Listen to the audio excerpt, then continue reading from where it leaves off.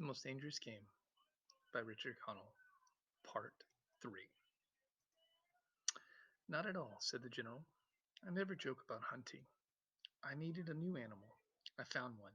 So I bought this island, built this house, and here I do my hunting. The island is perfect for my purposes.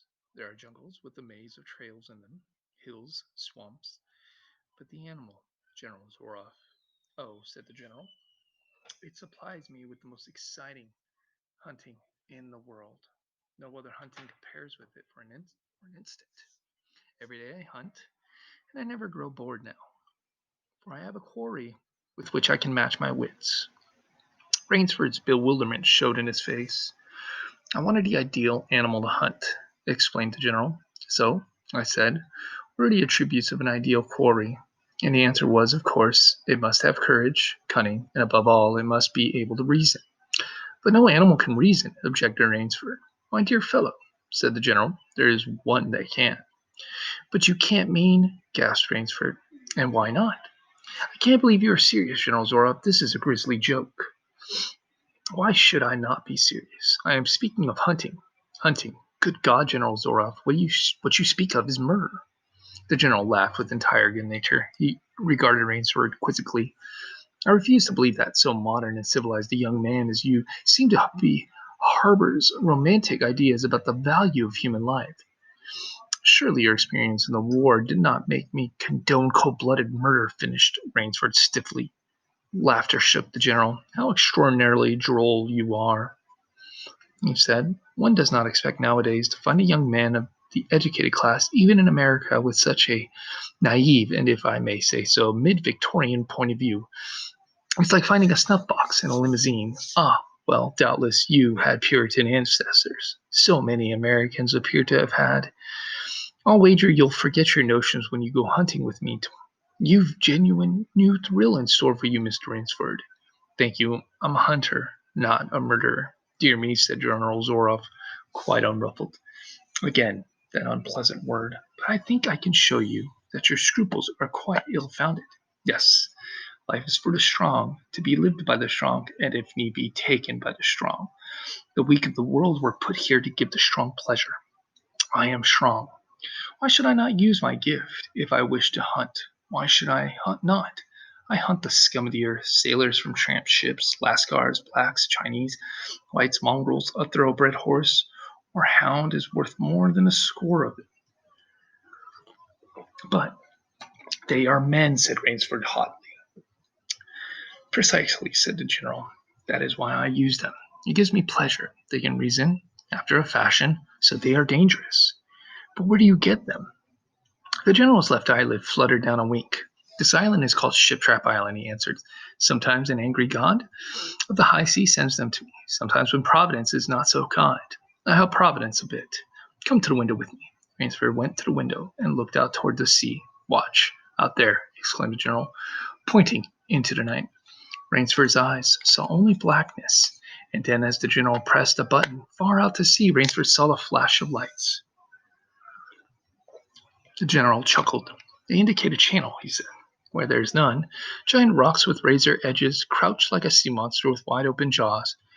They can crush a ship as easily as I crushed this nut. He dropped a walnut on the hardwood floor and brought his heel grinding down on it.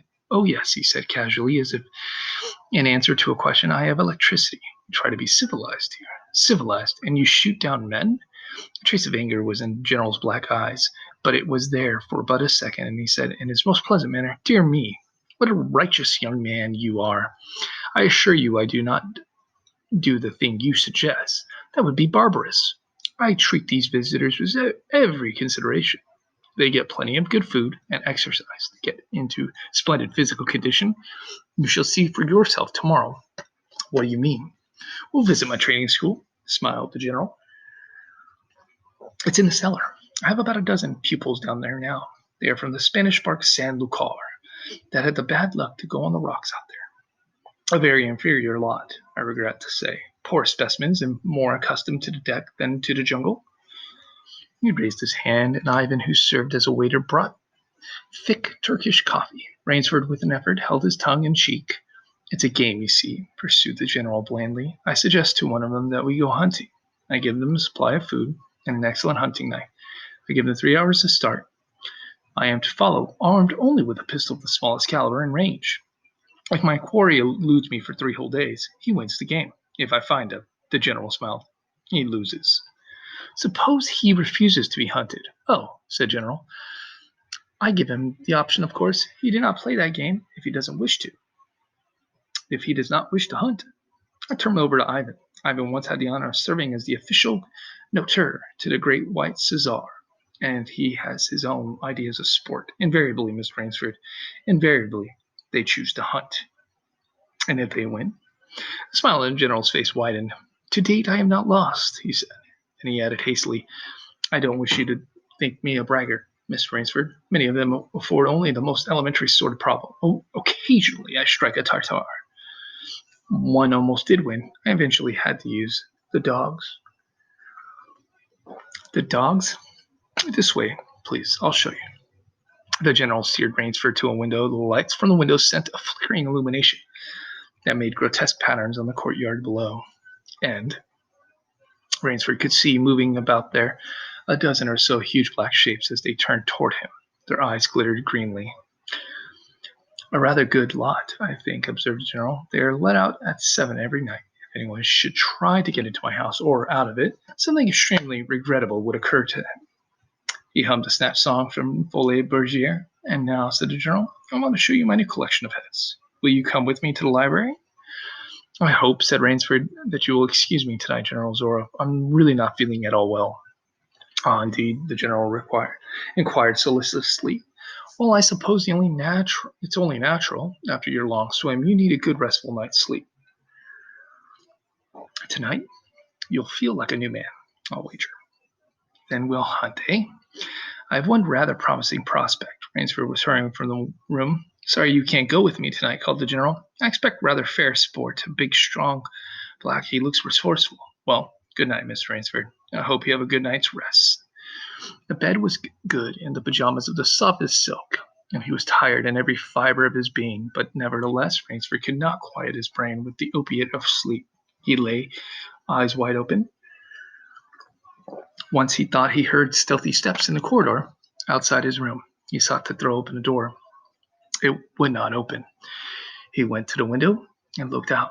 His room was high up in one of the towers. The lights of the chateau were out now, and it was dark and silent. But there was a fragment of a sallow moon, and by its wan light he could see dimly the courtyard. There, weaving in and out of a pattern of shadows, were black, noiseless forms. The hounds heard him at the window and looked up expectantly with their green eyes. Rainsford went back to the bed and lay down. By many methods he tried to put himself to sleep. He achieved a doze when, just as morning began to come, he heard far off in the jungle the faint report of a pistol. The General Zoroff did not appear until luncheon. He was dressed faultlessly in the tweeds of a country squire. He was solicitous about the states of Rainsford's health. As for me, sighed the general, I do not feel so well. I am worried, Mr. Rainsford. Last night I detected traces of my old complaint. To Rainsford's questioning glance, the general said, And you? Boredom? Then, taking a second helping of crepe Suzette, the general explained the hunting was not good last night. The fellow lost his head. He made a straight trail that offered no problems at all. That's the trouble with these sailors. They have dull brains to begin with, and they do not know how to get about in the woods. They do excessively stupid and obvious things. It's most annoying.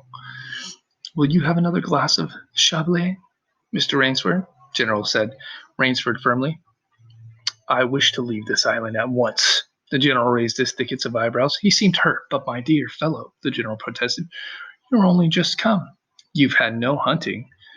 I wish to go today, said Rainsford. He saw the dead black eyes of the general and him studying him. General Zoroff's face suddenly brightened. He filled Rainsford's glass with venerable Chablis from a dusty bottle. Tonight, he said, the general, we will hunt, you and I. Rainsford shook his head. No, General, he said, I will not hunt. The general shrugged his shoulders and delicately ate a hothouse grape. As you wish, my friend, he said. The choice rests entirely with you, but may I not venture to suggest that you will find my idea of sport more diverting than Ivan's? He nodded toward a corner. where the giant stood scowling as the arms crossed on his hogshead of chest. You don't mean, cried Rainsford. My dear fellow, said the general. Have I not told you? I always mean what I say about hunting. This is really an inspiration. I drink to a foeman worthy of my steel at last. The general raised his glass, but Rainsford sat staring at him.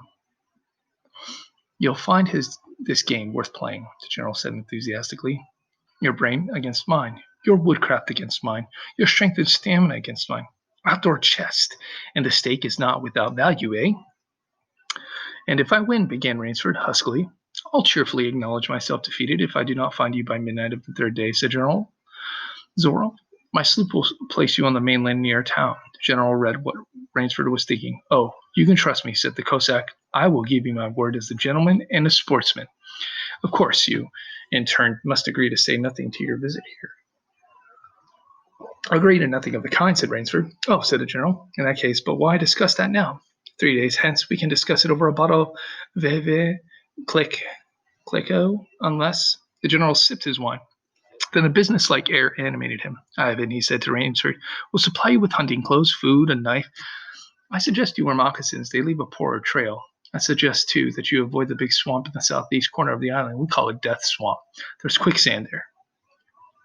One foolish fellow tried it. The deplorable part of it was that Lazarus followed him. You can imagine my feeling, Mr. Rainsford. I love Lazarus. He was the finest hound in my pack. Well, I must beg you to excuse me now. I always take a siesta after lunch. You'll hardly have time for a nap, I fear. You'll want to start, no doubt. I shall not follow till dusk. Hunting at night is so much more exciting than by day, don't you think? Au revoir, Mr. Rainsford. Au revoir. General Rainsford, with a deep courtly bow, strolled from the room. From another door came Ivan. Under one arm he carried khaki hunting clothes, a haversack of food, a leather sheath containing a long-bladed hunting knife. His right hand rested on a cocked revolver thrust in a crimson sash about his waist. Rainsford had fought his way through the brush for 2 hours. I must keep my nerve, he said through tight teeth. He had not been entirely clear-headed when the chateau gates snapped shut behind him. His whole idea at first was to put distance between himself and General Zorro, and to this end he had plunged along, spurred on by the sharp rowels of something very like panic. Now he had got a grip of himself, had stopped, and was taking stock of himself and the situation. He saw that straight flight was futile. Inevitably, he would bring him face to face with the sea. He was in the pitcher with a frame of water, and his operations clearly must take place within that break. I'll give him a trail to follow, muttered Rainsford, and he struck off from the rude paths he had been following into the trackless wilderness. He executed a series of intricate loops. He doubled on a trail, again and again, recalling all the lore of a fox hunt and all the dodges of the fox. Night found him leg weary, with hands and face lashed by the branches on a thickly wooded bridge. He knew it would be insane to blunder on through a dark, even if he had the strength. His need for rest was imperative, and he thought, I have played the fox, now I must play the cat of a fable. A big tree with a thick trunk and outspread branches was nearby. Taking care to leave not the slightest mark, he climbed up into the crotch and, stretching out on one of the broad limbs after a fashion, rest about brought him new confidence and almost a feeling of security. Even so zealous a hunter as General Zorro could not trace him there. He told himself, only the devil himself could follow that complicated trail through a jungle after dark, but perhaps the general was a devil. An apprehensive night crawled slowly by like a wounded snake, and sleep did not visit Rainsford, although the silence of a dead world was on the jungle. Toward morning, when the dingy gray was varnishing the sky, the cry of some startled bird focused Rainsford's attention in that direction. Something was coming through the brush, coming slowly, carefully, coming by. Same winding way Rainsford had come. He flattened himself out down on the limb, and through a screen of leaves, almost as thick as tapestry, he watched. The thing that was approaching was a man. It was General Zorov. He made his way along with his eyes fixed in utmost concentration on the ground before him. He paused almost beneath the tree, dropped to his knees, and studied the ground. Rainsford's impulse was to hurl himself down like a panther, but he saw the general's right hand held something metallic, a small automatic pistol. The hunter shook his head several times as if he were puzzled. Then he straightened up and took from his case one of his black cigarettes. Its pungent incense-like smoke floated up to Rainsford's nostrils. Rainsford held his breath. The general's eyes had left the ground and were traveling inch by inch up the tree. Rainsford froze there, every muscle tensed for a spring. But the sharp eyes of the hunter stopped before they reached the limb where Rainsford lay. A smile spread over his brown face. Very deliberately, he blew a smoke ring into the air. Then he turned his back on the tree and walked carelessly away back along the trail he had come. The swish of the underbrush against his hunting boots grew fainter and fainter. Then, pent-up air burst hotly from Rainsford's lungs. His first thought made him feel sick and numb. The general could follow a trail through the woods at night. He could follow an extremely difficult trail. He must have uncanny powers. Only by the merest chance had the Cossack failed to see his quarry. Rainsford's second thought was even more terrible, and sent a shudder of cold horror through his whole being. Why had the general smiled? Why had he turned back?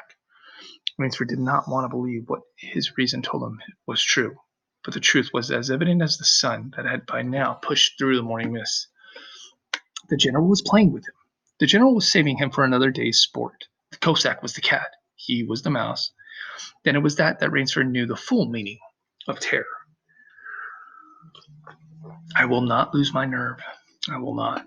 He slid down from the tree and struck off again into the woods. His face was set, and he forced the machinery of his mind to function. 300 yards from his hiding place, he stopped where a huge dead tree leaned precariously on the smaller living one. Throwing off his sack of food, Rainsford took his knife from his sheath and began to work with all his energy.